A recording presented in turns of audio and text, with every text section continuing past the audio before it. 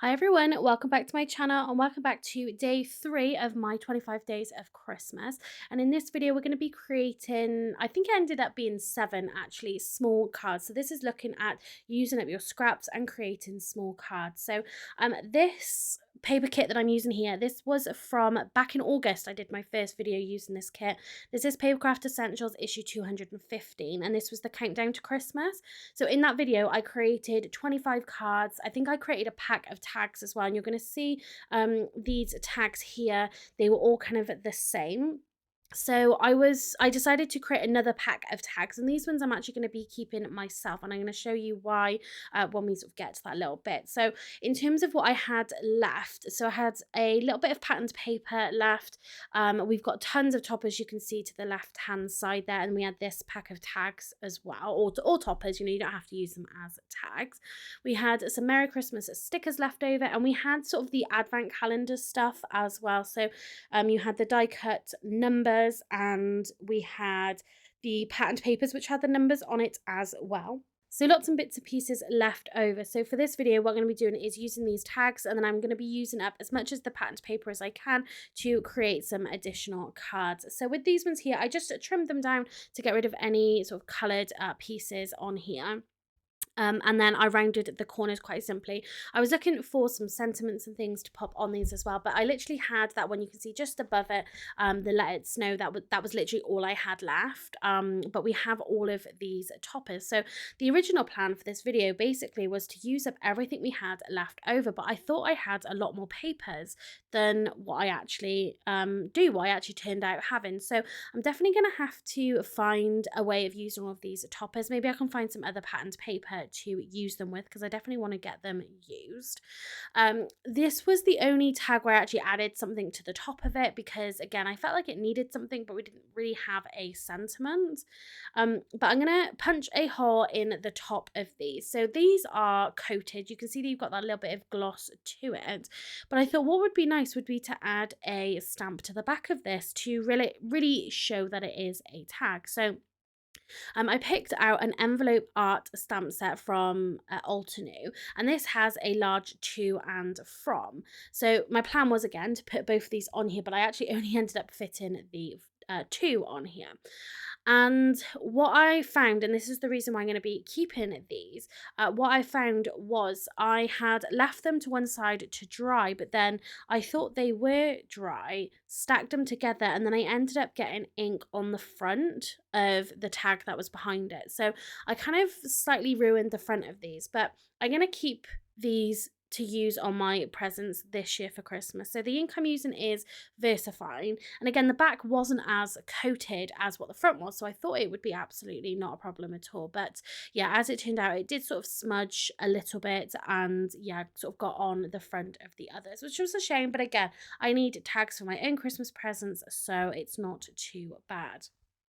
And what I have ordered as well actually is some of that, what I'm hoping is going to be that sort of gold threads that you usually get with tags when you buy like shop bought tags. I bought some of those as well, just to help sort of actually attach them to the presents and things. So I managed to use these toppers anyway. Again, you can use them as toppers. I just decided to use them as tags because I thought that they were a really good size. So I'm moving them off onto a different surface on my desk, and I can get on then with the cards. So again, the title of this video is small cards. So again, creating those smaller cards. If you've only got a little bit of patterned paper left, maybe you don't have much left of a kit, maybe you just want to create more cards but you want them to be smaller, this is going to be hopefully a helpful video for that. So you can see I've got a few panels, I've got some strips, because obviously the cardstock was 8x8, and I created, I think it was DL size cards. I had A6, I had 5x7, so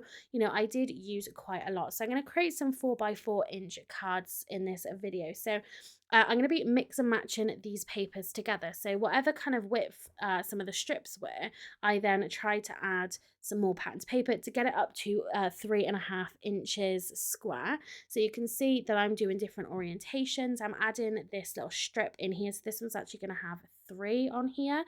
So it's just about using your papers creatively. How can you adjust them? How can you trim them down a little further to make the most amount of use from them?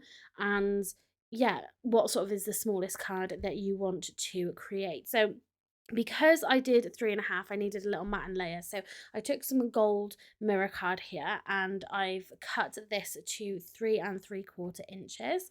And then we're literally just gonna layer these up. So the one thing you want to be careful with is because gluing onto a slick surface of the gold mirror card, it did sort of move around. So you need to kind of find the placement and then leave it there. On the upside though, you get a tiny bit more wiggle room with the liquid glue as well. So it was nice just to be able to sort of move this around just to get that gold frame around in the perfect place. So all of these papers do go nicely together. Obviously they're all part of a kit and they're all designed to go together anyway. So it's nice that you can kind of mix and match. So you can see we've got two kind of next to each other in a portrait style. We've got the three in a landscape style. So again, it's really going to depend on the papers that you have, and it's going to depend on the actual orientation of those patterns as well. And they're not all the exact same size. The snowman here is slightly larger than the Christmas tree. So again, just working the way through in that batch style as well. So I did talk about that in day 2's video, is making or batch making cards. That's what we're doing here.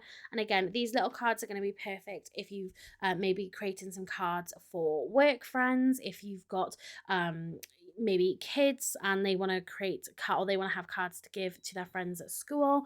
You know, smaller cards, there is definitely a place for smaller cards out there.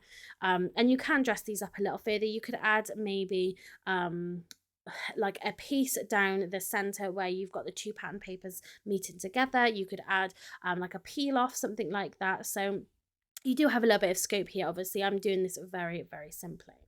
And I did have 2 cards then as well, where I had 2 full sheets. So you can see that one on top here that had just the single piece of cardstock, because I did end up having enough left over.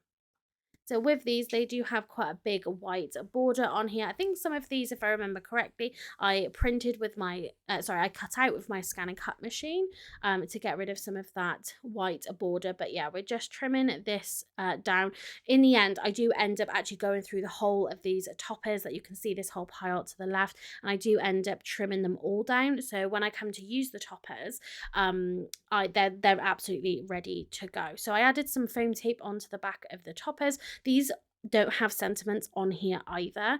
I can stamp a sentiment on the inside. Not every card needs to really have a sentiment on the outside. But again, it was because I didn't have anything really left in the kit to use. I'd obviously used it in that first round of card making. With the rest of the items, so the numbers and then those patterned papers, I'm not 100% sure what I'm going to do with the patterned papers yet, the numbered ones, but certainly the gold foiled pre-die cut toppers of the numbers, I have actually bought a wooden advent calendar from the Works, and they are going to fit perfectly on the front of that box. So I'm not 100% sure. You may or may not see that in a video. It's going to be kind of difficult to film, to be honest. So I'm not 100% sure whether that's going to make it into the 25 days of Christmas, but that's certainly what I'm going to use that for. Maybe I can post a picture on my community page. So that is the cards. I'm going to go through the cards now that I've created. So some really simple cards. Again, I can add these to the 23 cards I've already made. But again, for small cards, using up your scraps of patterned paper, using up some more of those toppers. Again, you can add a sentiment on here if you want to, but I'm just going to keep these simple. If you have ones that maybe got a little bit more going on, you could mix these in with them. And then these are my tags. I'm not really sure that you can see it on camera, but yeah, some of it did smudge annoyingly, like I said, onto those designs. But yeah, I'm going to use those for myself. So I'm happy with the amount that I have used, but I'm just going to show you the bits and pieces I've got left. So again, you can see that I've trimmed all these down, so you've only got a nice small white border.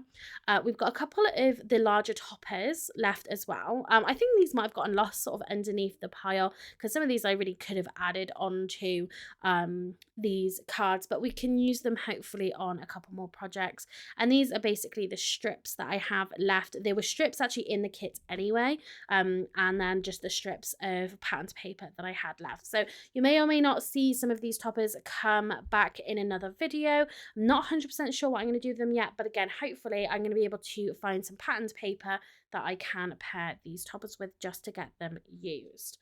So that is going to be it for day 3. So yeah, if you know, creating more cards, if you've got more cards to make, consider making slightly smaller cards just to help make the process go a little bit quicker. So that is day 3 of my 25 days of Christmas. If you did like this video, give it a thumbs up and don't forget to hit that subscribe button so you don't miss out on any of my future videos. So that's going to be it for today. Thanks very much for watching and Merry Christmas.